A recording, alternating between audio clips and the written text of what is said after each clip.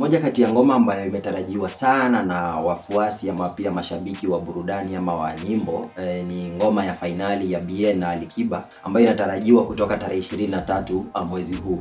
Sasa hii ni ngoma ambayo hii ni track yao ya 4 kufanya pamoja. Ikumbukwe miaka kama 10 hivi zilizopita Bien washaifanya ngoma na Alikiba iliyokwenda kwa jina la Unconditional Love ambayo ilikuwa wakati Bien alikuwa Sauti Sol. Pia hapa juzi kati pia amefanya ngoma zingine mbili, those ilikuwa collab lakini so Bien pekee. Kuna moja ilikuwa Alikiba Harmonize na Bien, alafu nyingine ilikuwa ya Fally Ipupa Alikiba na Bien. Ngoma ambazo naweza sema pia zilifanya vizuri zaji. So hii ni video ambayo imekuja kitofauti sana na kiujanja sana, pia naweza sema hivyo, sababu inaonyesha na wachezaji wa Tanzania, alafu sehemu nyingine inaonyesha na wachezaji wa Kenya wakiwa pale Nyayo.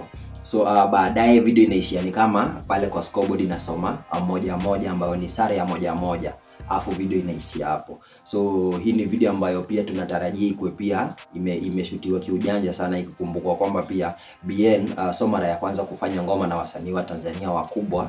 Ikumbuke mwaka uliopita alifanya ngoma Katam na Diamond Platnumz, video ambayo pia ilikuwa hatari sana na ni ngoma pia ambayo so watu wengi walikuwa wanaona ikikuja. Pia alikuwa involved kwa Power Remix ile ya Mbosso, ngoma ambayo pia ilifanya fiti. Hapa Kenya alifanya Bien na Khaligraph kama sijakosea na Mbosso pia. Finally ni ngoma ambayo wadau na mashabiki pia wanaitarajia kwa hamu sana, na pia wanatarajia kuona jinsi ambavyo video itakuwa.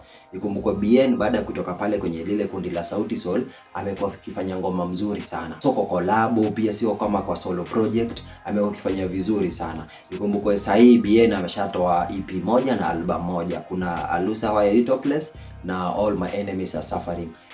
Na kwa hiyo EP na album iko na track zote ambazo zimefanya vizuri. Yaani hakuna track ambayo imemwangusha. Sijui unatarajia lipi ama unatarajia kipi kwenye hii ngoma? Dondosha comment yako hapo kwenye comment section. Na nitadi classic kama ukipenda, The Magical Boy Behind the MIC, na hii ni D Media.